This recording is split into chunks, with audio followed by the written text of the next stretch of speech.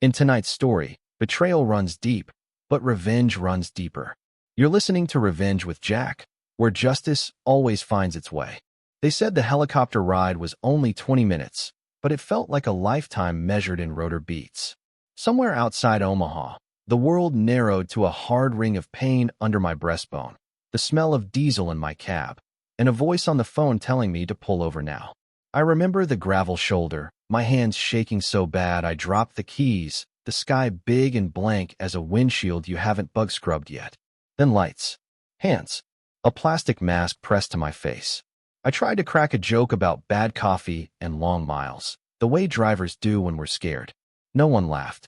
Sioux Falls was all white ceilings and the thin hum of machines. I woke, then fell, then woke again into a noise that didn't belong to the living. Flat, mean, unbroken. Later they told me I chased that line twice. A stint, a second chance, a nurse with a braid who squeezed my shoulder and called me sir, the way daughters do when they're trying not to cry. You're lucky, she said. I nodded, because that's what a man who spent 22 years stringing towns together with a rig and stubbornness is supposed to do. I've hauled windmill blades and Christmas trees and the bones of old factories. I'm good at moving weight. My chest felt like it had been lifted with a forklift and set back down crooked. When they let me hold my phone, it was heavier than memory. One message. Lena. A screenshot. Our joint account flattened to 0, the numbers like an emptied mile marker. Under it. I deserve this after everything I've done for you. $61,438 and some change. Emergency fund, truck maintenance. Years of unglamorous pennies scraped and stacked. If there was a word for what I should have felt, I didn't have it. The room smelled like saline and lemon cleaner. I was tired in my bones, tired in the space behind my eyes. I pressed the little thumb and sent it. One blue balloon. That was all. The cardiologist came with a voice built for bad news softened into good advice. Rest, no stress, no driving for 6 weeks minimum. Do you have someone to take you home tomorrow? He asked. Yeah. I lied, because pride wears a hard hat and keeps its boots on. When the door clicked shut, I stared at the monitors like they were a quiet jury and finally tapped Ryan's name. We hadn't talked in months. Not from anger, just the drift that happens when one brother sleeps under roofs and the other under the same patch of sky. Need a favor, I said. He didn't let me finish. Name it. A place to crash for a few days. And don't tell Lena. He exhaled, a low whistle of knowing. She doesn't know you're alive? Oh, she knows, I said. She just doesn't know I'm not coming home. The machines kept time for me that night. I watched the green line rise and fall and thought about all the miles I'd driven to make a life someone else decided to spend. In the hush between beeps, something in me settled. Not anger. Not yet. Just the clean, flat truth of a road I didn't have to take anymore. I met Lena on a wind-burned afternoon outside Cheyenne, the kind of day when the plains look like a giant's unmade bed. She was stranded at the pump, a jack still in its cardboard skin, a tire folded in on itself like a bad idea. I slid the rig long ways along the edge of the lot and walked over, grease beneath my nails and a dumb grin I used to wear when I still believed that being useful was the same thing as being loved. She laughed at my jokes about stubborn lug nuts, washed my hands like they were magic, and said I was a lifesaver. It sounded like a promise. We married 6 months later in a small room that smelled like carnations and church coffee. Rings exchanged between pay periods. Quick, but not careless. I was 30. She was 27. Old enough to count bills, young enough to count on luck. The first years were long-haul bright. I called from rest stops and dark river bridges, from Wyoming snow and Tennessee heat. We'd talk an hour sometimes, her office gossip, my stories about way stations and cow-crossed highways. The cab was a moving confessional. I told her everything because the road makes a man honest, or it undoes him. Then the calls shrank like shirts in a too-hot wash. 40 minutes, then 15, then 5. Made it to Nashville. All good here. I'd send a photo of a sunset that didn't look real. She'd send a thumbs heart. A be safe that felt pre-written. Trucking is a rhythm most people can't hear. You live by clocks that don't forgive, hours of service ticks, 14 on, 10 down, logbooks that tattletale if you push too hard. You learn the map of cheap showers and the taste of stale coffee you'd defend with your life at 3 a.m. You learn to stand outside your truck and stretch the ache out of your spine while the sky turns a color your phone can't name. Folks see the rig and think freedom. It's work. It's miles traded for heat and lights, and the way a house holds quiet when you walk in. The signs came soft. Lena started taking girls' trips with friends I never met, weekends to places with matching robes and wine flights. She changed passwords for security, moved money for better interest, rolled her eyes when I asked about details. I told myself it was trust. That's what you say when asking costs more than believing.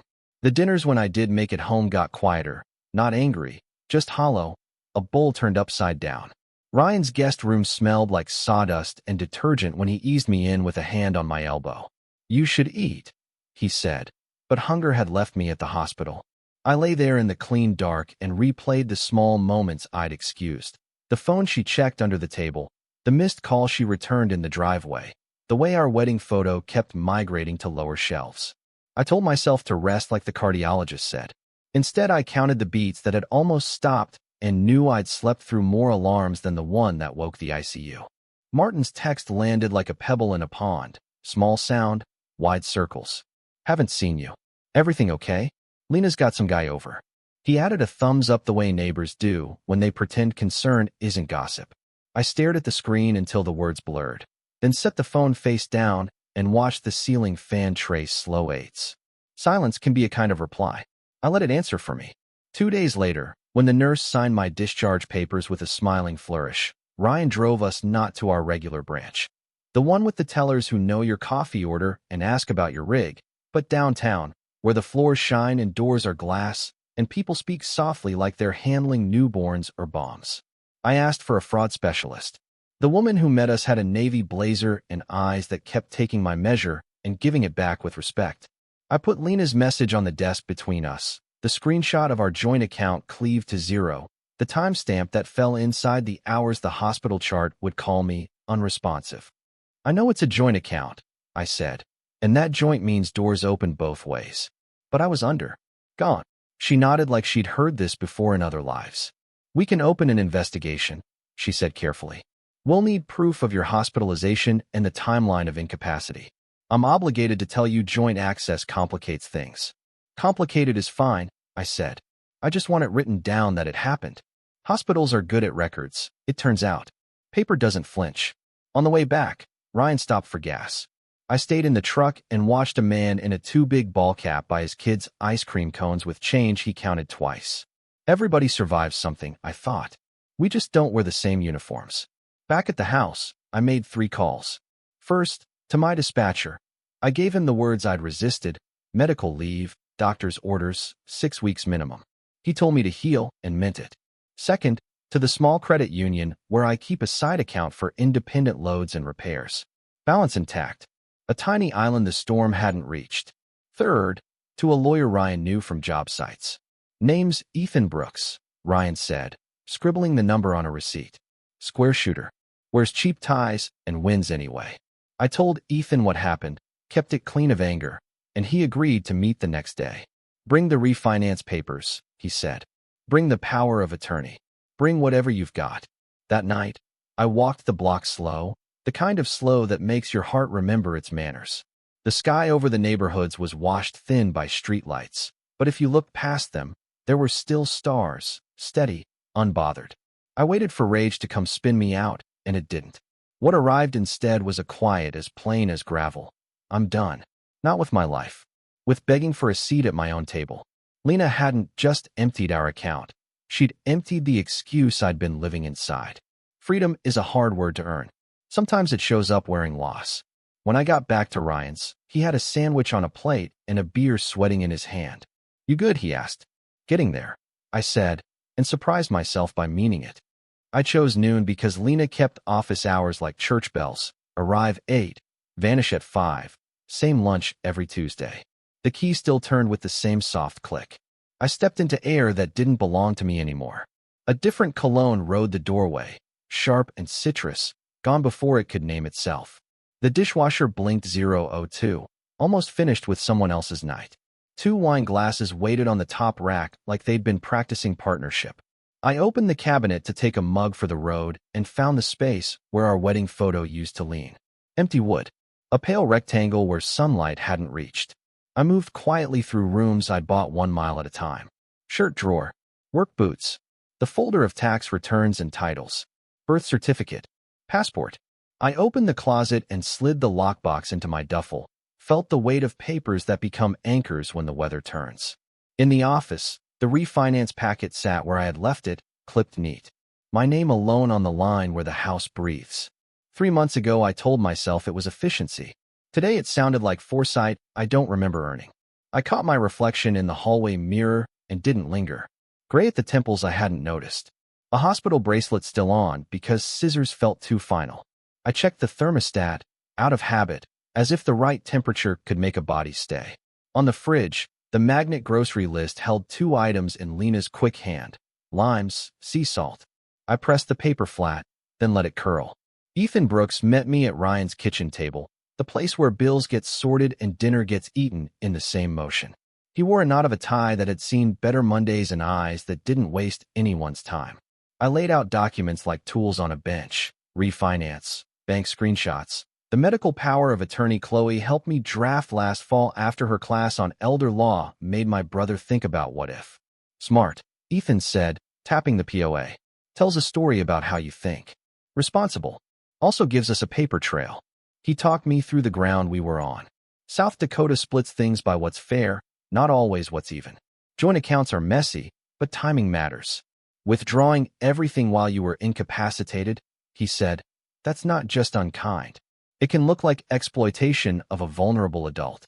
The words were dry and careful, but they watered something in me that had been wilting in the dark. He told me not to contact Lena. No calls, no texts, no quick answers to baited hooks. Let her attorney talk to me, he said. Let the record talk for you. An hour later, the doorbell went 3 times, then knocking. Caleb, I know you're there. Your truck's on the next block. I could see her shape through the glass, small, insistent. The phone buzzed. I'm sorry about the money. I panicked. We can fix this. I sat still on Ryan's couch, hands on my knees like a kid waiting out a storm in the hallway, counting the space between thunder and lightning. Eventually, the house was quiet again. Silence can be a boundary, too. I held it. The letterhead arrived before the apology ever could. Valerie Shaw, all serif confidence and heavy paper that smelled faintly of money. I represent Ms. Hart Mercer. It began, crisp as a winter morning. The story she told about me was simple and sharp. I'd abandoned my wife after a medical event, unannounced, unstable, refusing communication. There's a particular fatigue that comes from seeing your life summarized by someone who wasn't there. I folded the letter back along its seam and set it beside the hospital discharge papers, the ones with times and signatures that could outlast rumor. Ethan didn't flinch. It's a posture, he said. She's staking out the narrative early. You're erratic. She's scared. We counter with facts. I'm filing for an emergency hearing on the withdrawals. Judges read clocks, not feelings. He slid a list across Ryan's table. Hospital records requested, account statements preserved, phone logs exported, location data downloaded. Paper is a stubborn witness when you keep it fed. That afternoon, I drove past the house I'd bought 1 mile at a time. Parked 2 blocks over where the maple leaves made a lattice of light on the hood. Lena's sedan sat in the drive like always. Beside it, a black Audi I didn't recognize, sun flaring off its hood like bravado. I didn't get out. The point wasn't to be seen. It was to admit to myself what I already knew. When I circled the block and headed back toward Ryan's, the phone vibrated. New number. This is Valerie Shaw. Any further surveillance of my client will be documented as harassment. All communication through counsel. I pictured her at a standing desk, a coffee cooling in a porcelain cup, the message preloaded for men like me. I forwarded it to Ethan and said nothing. Discovery is a word that sounds like curiosity, but in law it means unpacking the drawers you'd prefer to keep closed. They'll come for your logbooks, your medical notes, anything that looks like impulse or neglect, Ethan said. We give them what's true. I thought about the ways men like me get mislabeled, absent, unreliable, when the truth is simpler and less glamorous. We're tired from hauling the world's stuff, so the lights stay on and the shelves get filled. I thought about all the night nurses and line cooks and warehouse hands who keep their people afloat on sleep debt and sore backs, and how easy it is to call that distance when it's actually devotion paid in shift differentials. Ryan found me on the back steps watching a weather front muscle the sky into a darker blue. She's playing loud, he said. We stay steady. I nodded. My heart had learned the cost of hurry. The monitor line in my memory rose and fell, untempted by spikes. When Ethan filed the motion, he CC'd me on the email, a little constellation of attachments orbiting our ask. Freeze the funds, protect the vulnerable, let the timeline speak. There's a hearing soon, he said over the phone, voice thin with courthouse acoustics. Dress like yourself, but like you respect the room. I looked at my one good tie. It had been bought for funerals, not fights. It would do. Courthouses always smell like old paper and rain, even when the sky is dry. I sat outside Department 3 with my palms flat on my knees, feeling the tug of that funeral tie at my throat. Ethan leaned toward me without looking like he was leaning. Judge Whitaker reads clocks, he whispered. Stick to time and facts. Across the hallway, Lena stood with Valerie Shaw, both in clean lines and confidence. Lena's eyes slid over me like I was a stranger who'd taken her seat.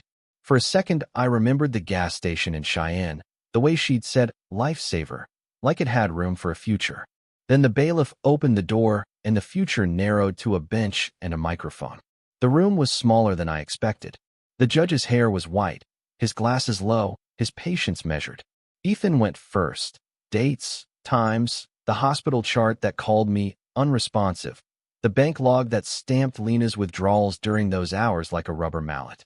Valerie stood and said joint account, like it was a spell. She painted a story of fear and confusion, of a wife left alone to guess at her husband's plans. She acted to protect herself, Valerie said. The judge removed his glasses and set them down with a click louder than it should have been.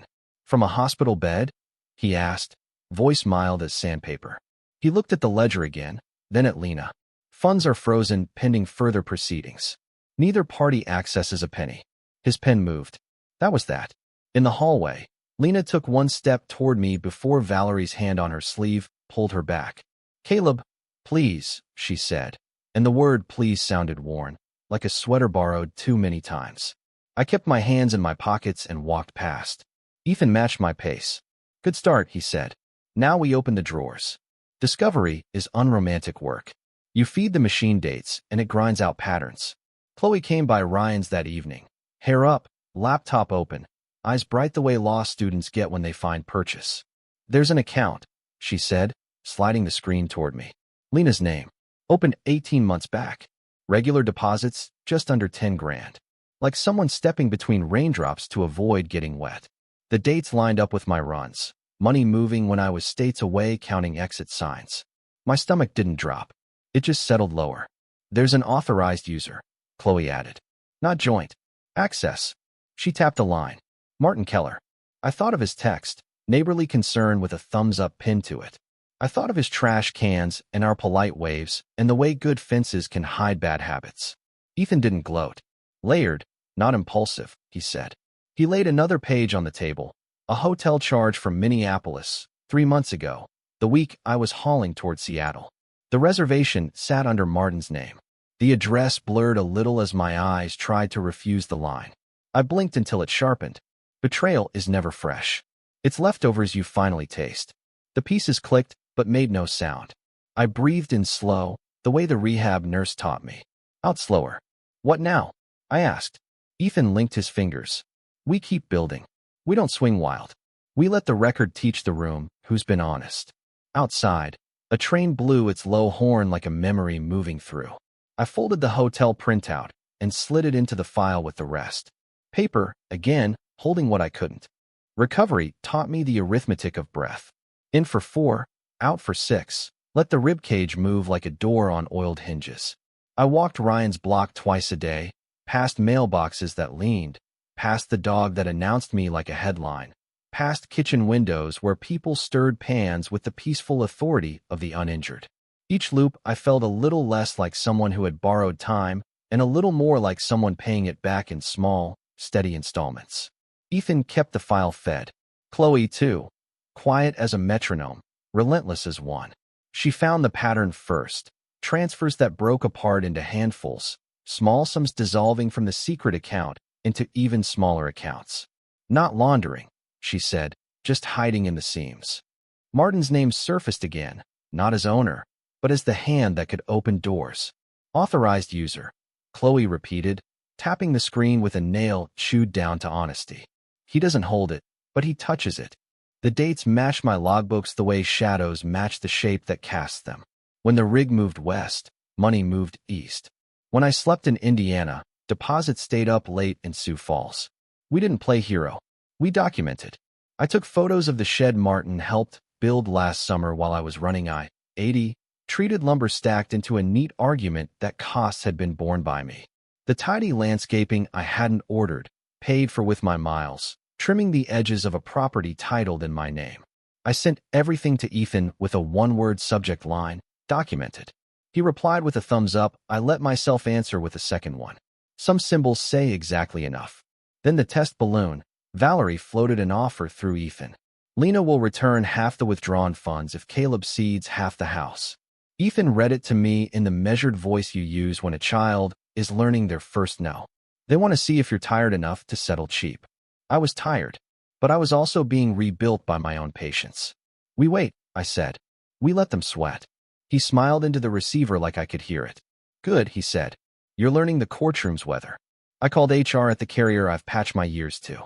I've been paying into disability insurance since before smartphones learned our faces. 60% of salary up to 12 months, Mr. Mercer, the woman said, her keyboard whispering confidence. Your cardiology notes qualify.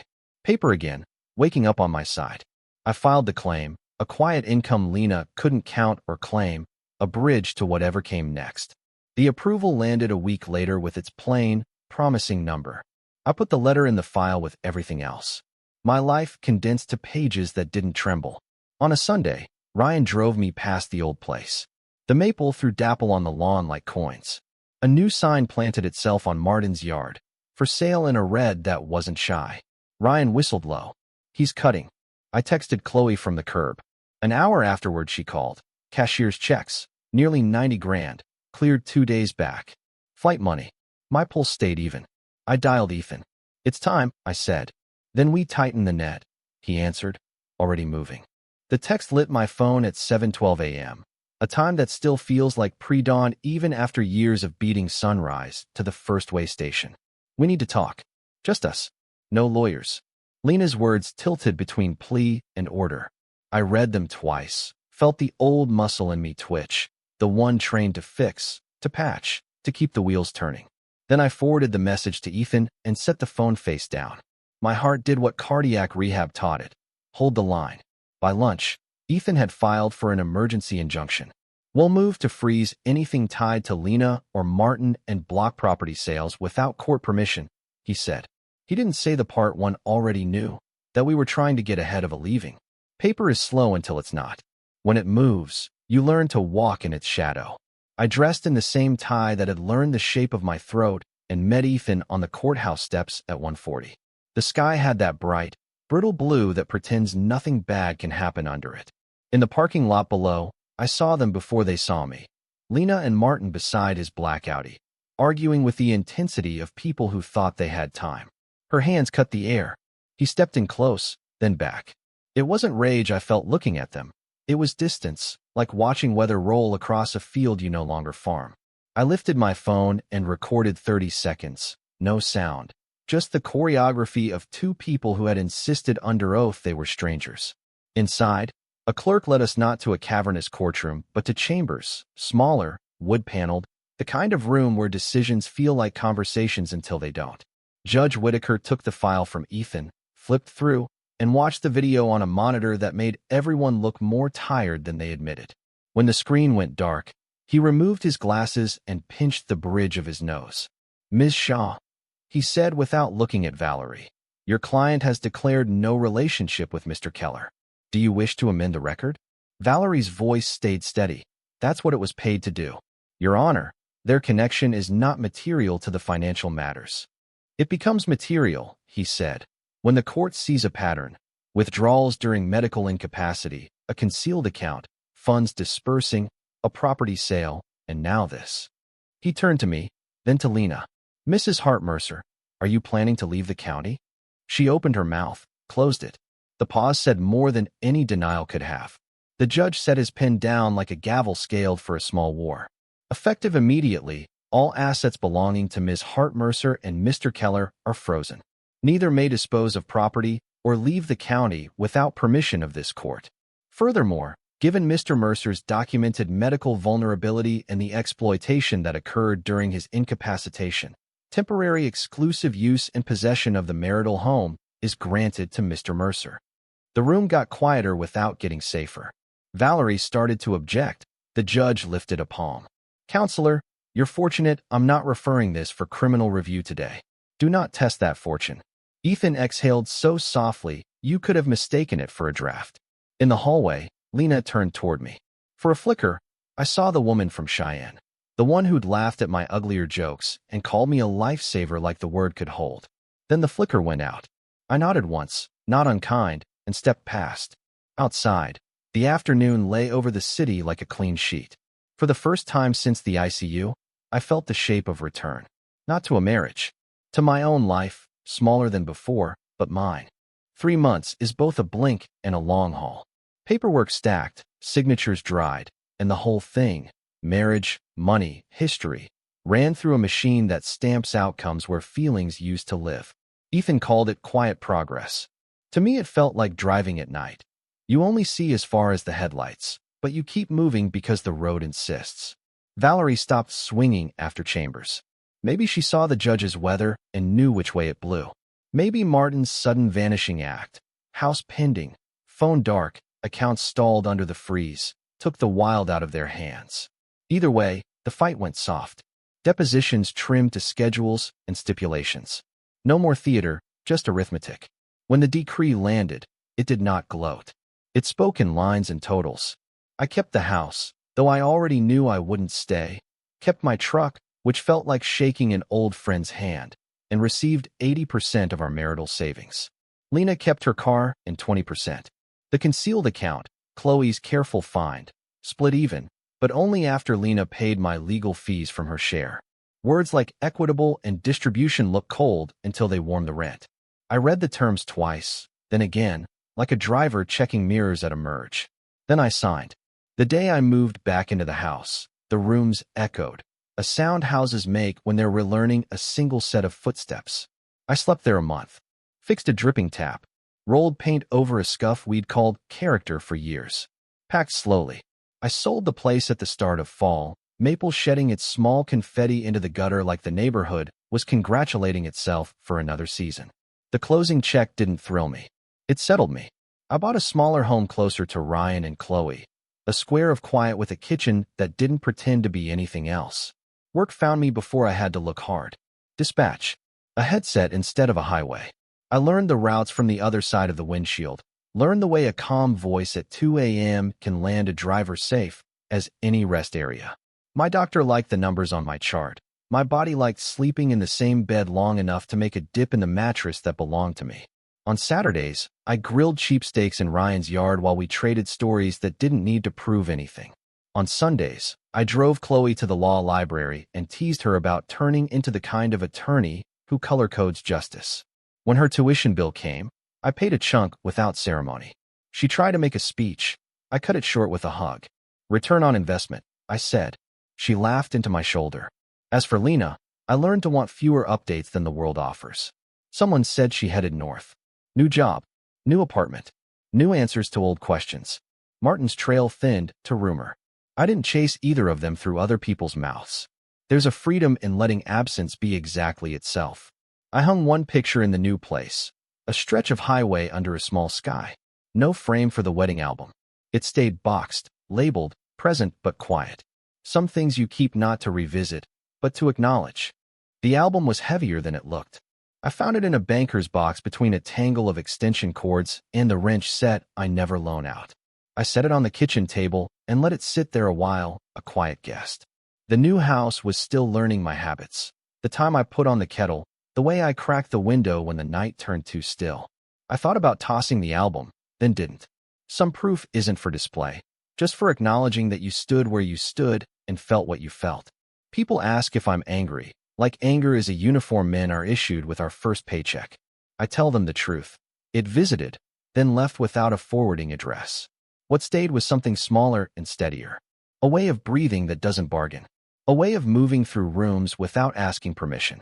I learned you can't keep someone by holding tighter if they're set on going. You can't lose yourself by letting go of what wants to leave.